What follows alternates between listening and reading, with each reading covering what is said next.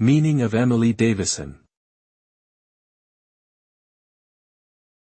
Emily Davison. Emily Davison.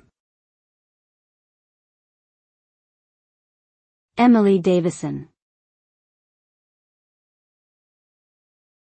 Emily Davison. Emily Wilding Davison was a British suffragette who fought for women's right to vote. She is best known for her death at the Epsom Derby in 1913, where she stepped onto the racecourse and was struck by King George V's horse. The incident became a symbol of the struggle for women's suffrage, and Davison has been remembered as a martyr for the cause.